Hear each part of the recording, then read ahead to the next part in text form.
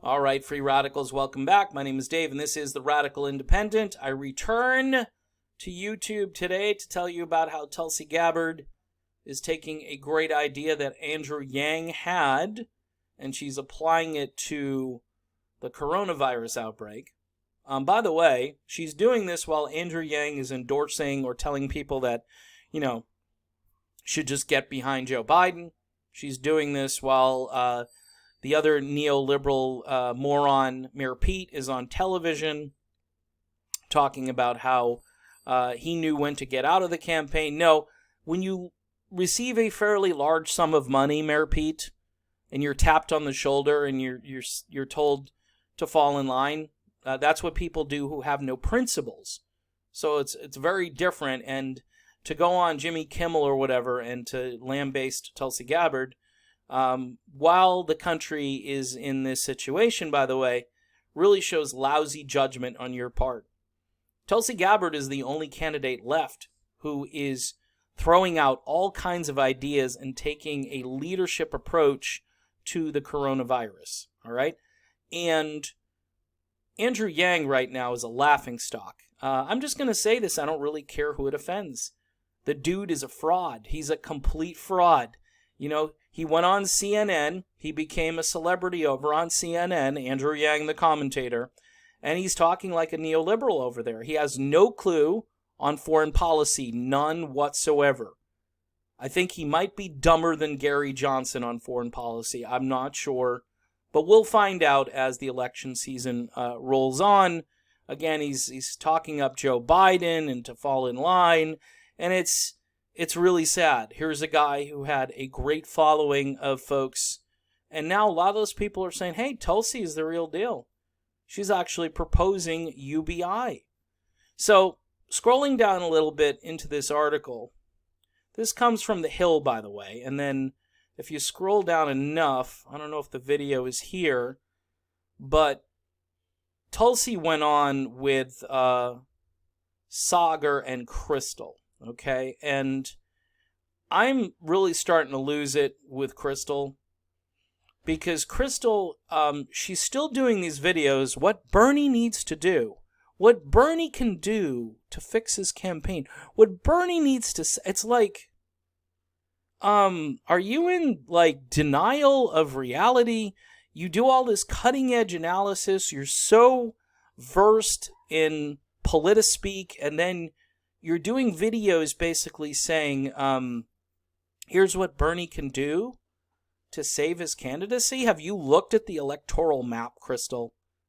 Have you looked at it? It's really sad. It's really silly. And this is an example of something that she typically points out when she's skewering the neoliberals. Now she's actually doing it herself when it comes to Bernie Sanders. And look, I pulled that plug hard on the whole Bernie thing maybe about a week and a half ago, where I was looking at everything and I'm going, this guy has no intention of pivoting back toward a place where I could see, yeah, he is totally anti-establishment. He cozied up to them, and now they're basically just rolling him. And so many people predicted this. So many people were worried that this guy didn't have any kind of a backbone, couldn't really think for himself when it came to campaign strategy. And Jimmy Dore and other folks have absolutely just raked him over the coals, and he deserves the raking. So anyway, getting back to Tulsi Gabbard, who, by the way, is still running for president. And I said on Twitter that she is one presidential debate away from quadrupling her support. Because when you look around, all right, Trump is a deer in the headlights. He's just doing what all his advisors tell him to do. He doesn't instill any kind of confidence when he gets up there to the podium because he's never been that kind of commander-in-chief. He's never been an empathizer. He's never been able to comfort people. Okay, that's a quality, unfortunately, that I would say Joe Biden probably has more of, but he won't be able to get through a sentence doing it.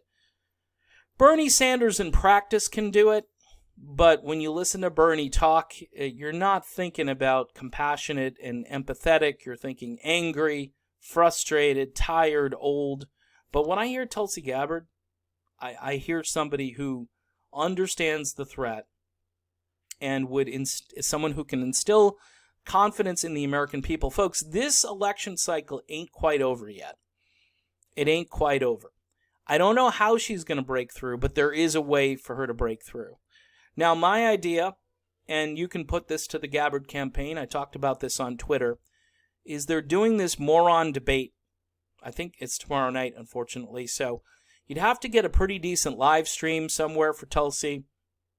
And I'd have Tulsi Gabbard basically answering the same questions that these bozos are being asked. And she could give thorough answers. You can turn the sound down so you don't have to listen to Joe and Bernie neoliberal their way to the hearts and minds of Americans. Nope. You can turn that down and we can hear Tulsi Gabbard give clear, concise, and thorough answers to the questions. And then turn the volume back up maybe when the moderator asks a question again. I think she should simulcast side by side with this so-called debate, which is going to be a dog and pony show. By the way, I will say something that might make Sanders people happy. The questions are all going to be softballs for Joe Biden. This is not going to be a difficult debate for Joe Biden. Everybody's worried that Joe is going to, he's going to gaffe every 30 seconds, and he might still gaffe. I don't know. He might have a real rough debate, but my guess is these questions are going to be softball questions. And from what I understand, I think Bernie knows the questions in advance, or he's going to ask Joe questions. The whole thing is rigged. The whole thing is rigged. Even at this stage, with all the momentum going Biden's way, they have to continue to rig. They're obviously rigging against Tulsi because they're keeping her away completely. That's how you really rig. And then with Bernie, they're rigging against him to some degree because all the questions, all the topics, everything is just scripted and choreographed. And it really takes any of the passion and any of the enthusiasm out of being a part of this stuff. This is why people hate politics. So anyway, Tulsi says most Americans don't have the safety emergency bank account even for a short term. That's interesting because Wall Street can just inject money, and they've been doing it, by the way, since the stock market crashed. I've heard the T word again, trillions, and Americans just blink and smile and nod, and they can't comprehend that number, the debt that we're in. I mean, what I tell my wife all the time is this is just going to dilute the money supply, and again, people are going to want more money for crap. A crappy apartment around here costs like $1,500. Next year it'll be $2,000. And I don't know where you have any income left over to deal with food and medicine and any kind of leisure activities if you decide you want to live, a happy and prosperous life and not, be like we are now, all hunkered down, waiting for the virus to move through. It's it's just a bad situation.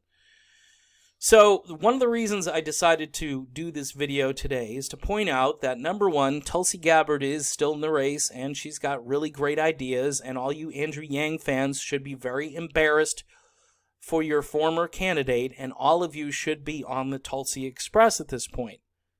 Tulsi is a much better candidate than Andrew Yang is on foreign policy.